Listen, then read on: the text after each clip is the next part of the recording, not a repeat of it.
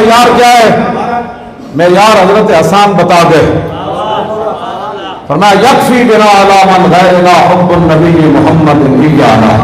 فرمایا میرے محبوب کے غلاموں، قیامت تک کسی کا مکان، کسی کی دکان، کسی کا عہدہ، کسی کی شخصیت، کسی کے کپڑے، کسی کا ملک، کسی کی ترقی دیکھ کر متاثر نہیں ہونا۔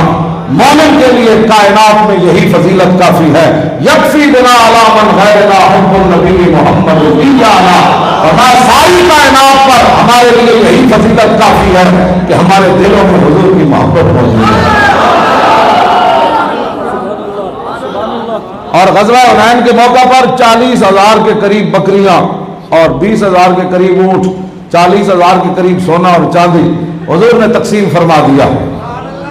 میں جس نظام مصطفیٰ کی بات کرتا ہوں وہ یہ ہے کہ جو لباس پہن کر حضور آئے تھے نا مدینہ منورہ سے، حنین کے مقام پر وہی لباس پہن کر حضور واپس چلے گئے۔ اس لیے دین کسی کو بارے میں نہیں ہے۔ حضور نے ہزاروں اونٹ دیے، ہزاروں بکریاں دی باقیوں کو، لیکن رسول اللہ جس لباس میں تشریف لائے تھے حضور اسی لباس میں واپس چلے گئے۔ ہم نے کبھی بیان ہی یہ چیزیں نہ کی، ہم نے تو کہا اپنا پیٹ کیسے بھرنا ہے۔ جب آپ نے دی نا تو انصار نوجوان جو صحابہ تھے ان کی زبان سے بات نکل گئی، جب خون دینے کی باری آئی تو ہم نے دی، جب جنگ لڑنے کی باری آئی تو ہم نے جنگ لڑی، جب صحابہ کو پناہ دینے کا وقت آیا ہم نے پناہ دی، لیکن جب مال دینے کی باری آئی تو ہمیں مال نہ ملا۔ جب یہ بات نوجوان صحابہ سے نکلی تو حضور تک پہنچ گئی۔ حضور نے فرمایا بلاؤ سارے انصار نو۔ انصار جمع ہو گیا، میرے آقا نے فرمایا تم نے یہ بات کی ہے؟ جو بوڑھے صحابہ تھے انہوں نے کہا حضور ہم نے نہیں کی، یہ نہ نوجوانہ کی تھی۔ تو میرے آقا نے کیا بات فرمائی؟ فرمایا اما ترضون ان یذهب الناس بالشاة والبعیر وتذهبون بالنبی الی رحالکم۔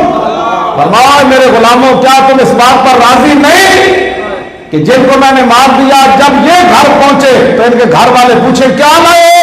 کوئی کہے میں بکریاں لایا، کوئی کہے میں سونا لایا، کوئی کہے میں اونٹ لایا، کوئی کہے میں فلاں چیز لایا۔